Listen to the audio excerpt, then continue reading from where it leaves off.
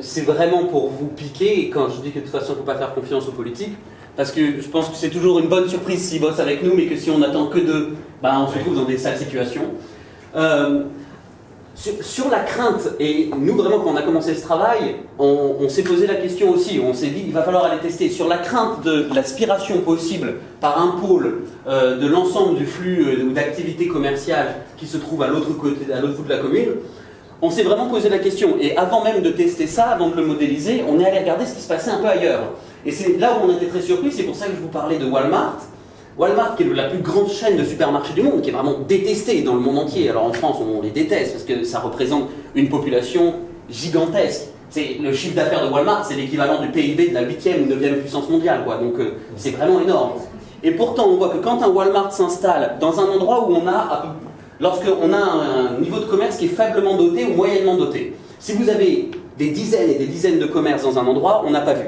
En revanche, lorsqu'on a un endroit, alors c'est le cas, il y a eu plusieurs études dans le Maine, aux États-Unis, lorsqu'un Walmart s'installe, il fait revenir, il attire à nouveau des petits commerces autour.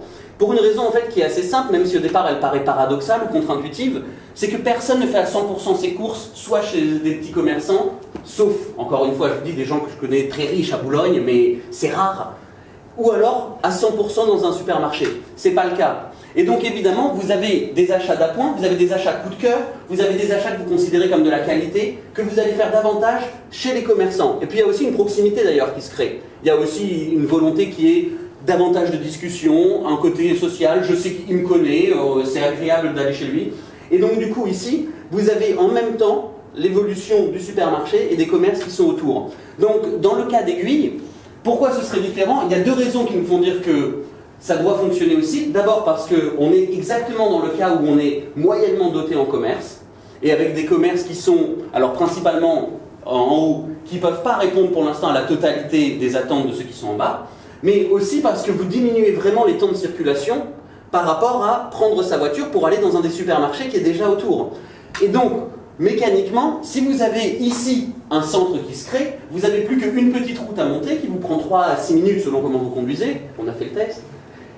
Alors, si vous roulez vite, 3 minutes, si vous roulez normalement, 6 minutes. Et donc du coup, une fois que vous êtes là, vous restez là. Quel est l'intérêt d'aller faire 15 bornes pour aller ailleurs, si de toute façon, vous avez commencé vos courses ici ou que vous avez commencé chez les commerçants ici? Donc il y a une synergie qui est tout à fait possible et qui donne ici un avantage par rapport à des commerces et du coup à des supermarchés qui seraient dans les communes voisines. Mais encore une fois, vous avez raison, il y a une condition. La condition, c'est que les gens soient conscients de ça. La condition, c'est que vraiment les consommateurs soient conscients qu'ils gagnent du temps, qu'ils peuvent faire potentiellement des économies et qu'il y a bien une synergie entre les différents commerces, entre l'endroit où vous avez ici le pôle et puis le village. Si les gens ne sont pas conscients, alors dans ce cas-là, ça sera difficile de garder les gens d'Aiguille, ce sera impossible d'attirer les autres. Alors que vous avez ici un trafic entre Ventabren et Aix, globalement, qui est énorme. Mais pour l'instant, pas de profit parce que c'est impossible. Je venais tout à l'heure en taxi, je demandais au taxi qui était pourtant de Cabriès, c'est pas très loin, mais il me dit oui, je sais que le village il est là, mais moi j'y vais jamais. Quand je dépose des gens au pôle d'activité, je les dépose là, je vais jamais là-haut.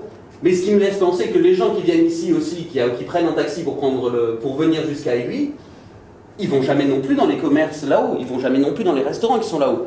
Mais évidemment, si dans votre tête déjà, c'est pas clair que ces deux endroits sont connectés, alors dans ce cas-là, il n'y aura pas d'activité. Donc, purement matériellement, il y a quelque chose qui est bénéfique, mais encore faut-il renforcer ces deux premiers points.